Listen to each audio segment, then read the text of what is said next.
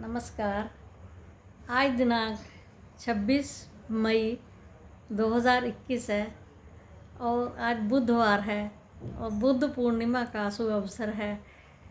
इस अवसर पर मैं सबको मुबारकबाद देती हूँ और कुछ आपसे भगवान बुद्ध का परिचय हालांकि होगा पहले भी, पर मेरे मन में जो बातें हैं वो मैं थोड़ा सा शेयर करना चाह रही हूँ, तो प्लीज़ आप सुनिए। बुद्ध पूर्णिमा को बुद्ध जयंती है, बुद्ध निर्वाण दिवस भी है और बुद्ध का महापरिनिर्वाण दिवस भी है। यानी जिस दिन उनकी देह शांत हुई, जिस दिन उन्होंने जन्म लिया और जिस दिन उनको ज्ञान प्राप्ति हुई, ये तीनों दिन ही पूर्णिमा तक थे। इसलिए इसको बुद्ध पूर्णिमा के नाम से जाना जाता है, क्योंकि तीनों घटनाएं आकस्मिक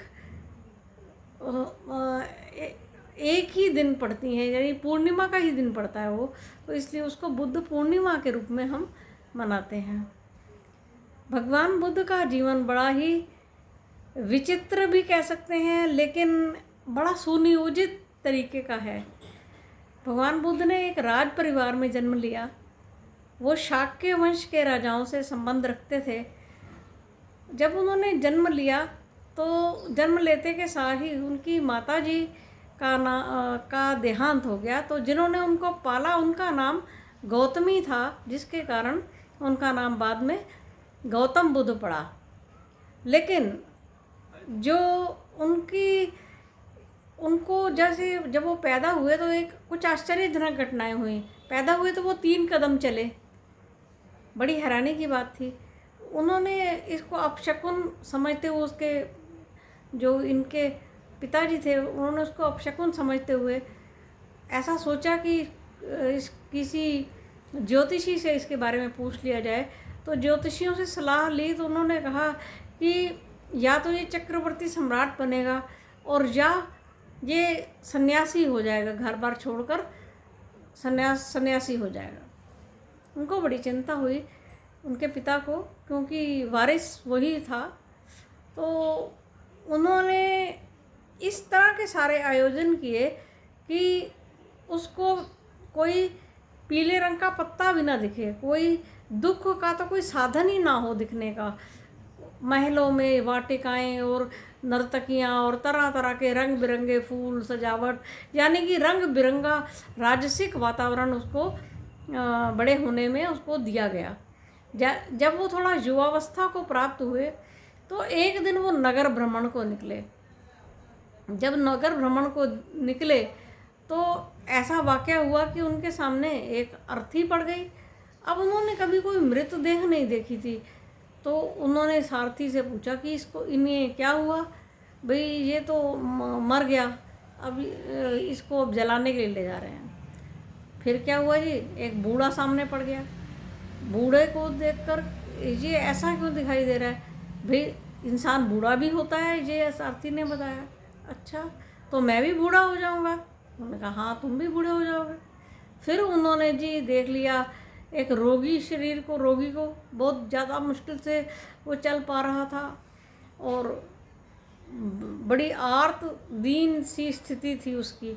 तो ये ऐसा क्यों है? ये तो साथी ने बताया ये रोगी है, इसको इस शरीर में कोढ़ हो गया है, तो इसलिए इसके शरीर से खून रिस रहा है। तो क्या ये सभी किसी को भी हो सकता है? उसने पूछा। हाँ, ये किसी को भी हो सकता है, उसने कहा। फिर तो क्या था, उनके मन में एक क्षोभ उत्पन्न हुआ कि ये संसार तो दुखमय है। उन्होंने तभी से सत्य को जानने की चेष्टा करने के लिए एक निश्चय कर लिया, संकल्प कर लिया। उसके बाद वो उनकी विवाह भी हुआ, सभी कुछ हुआ। लेकिन जो कहानी आमतौर पर प्रचलित है कि वो चुपके से घर त्याग करके चले गए थे, ऐसा मैंने भी काफ़ी स्टोरीज़ पढ़ी हैं, लेकिन चुपके से वो नहीं गए थे। उन्होंने यशोधरा को पूरी तरह से उसमें कॉन्फिडेंस में लेकर ही वो गृह त्याग उन्होंने किया था, ऐसा पता लगा है। और फिर वो उन्होंने जो तपस्या की, उनको ज्ञान की प्राप्ति हुई। उनकी जो जीवन की पूरी कथा है वो 2 पात्र हैं उनके नज़दीक उनका काफ़ी संबंध है, मतलब निकट संबंध है। वो पात्र हैं स्वस्ति और सुजाता।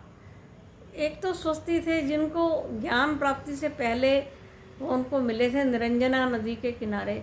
तो वो गाय भैंसे चराने वाला एक चरवाहा था, छोटी उम्र का लड़का था। उनसे बस थोड़ी बहुत उन्होंने बातचीत की, फिर थोड़ा रोज़ रोज़ उनसे मिलना मिलाना हुआ। उसके बाद अपना साधना करने के लिए वो अपना साधनारत हो गए। और वो अपना चरवाहा जो है उसको पर याद रहा। उसने तभी कहा था कि हम तुम्हें वचन देते हैं कि हम कभी ना कभी तुम्हें ज़रूर लेने आएंगे। तो भगवान बुद्ध ने अपना वचन निभाया। जब उनको ज्ञान प्राप्ति हो गई तो वो स्वस्ति को अपने भिक्षु संघ में मिलाने के लिए लेने के लिए आए थे। और वही स्वस्ति वैसे अस्पृश्य उस टाइम की जो वो थी, अस्पृश्यता बहुत थी, छुआछूत की व्यवस्था। तो वो उस कम्युनिटी से बिलोंग करता था जो कि एक अछूत उस टाइम मानी जाती थी।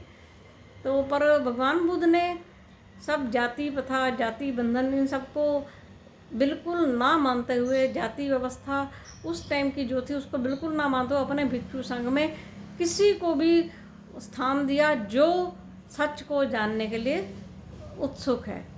और सुजाता नाम की स्त्री ने उनको खीर दी थी जब वो थक हार कर बैठ गए थे। जब उनको निर्वाण प्राप्ति हुई जिस बोधि वृक्ष के नीचे, उस बोधि वृक्ष के नीचे सुजाता नाम की स्त्री ने एक उनको खीर खिलाई थी।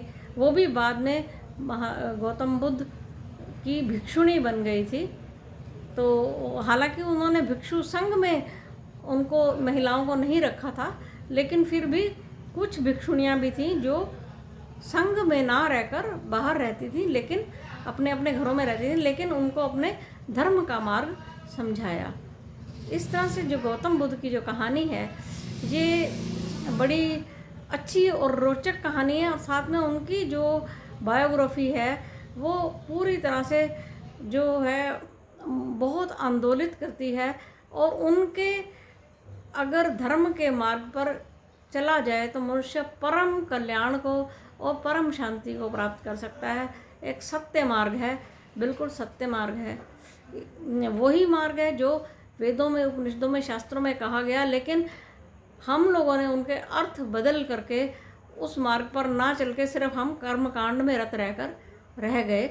और असली मार्ग जो है वो शरीर के अंदर से शरीर का ज्ञान करने का है, वो मार्ग हमने छोड़ दिया। भगवान का जो गीता का उपदेश है उसमें और वैसे भगवान बुद्ध के मार्ग में कोई फर्क नहीं है। इतना कहकर मैं वाणी को विराम देती हूँ। धन्यवाद।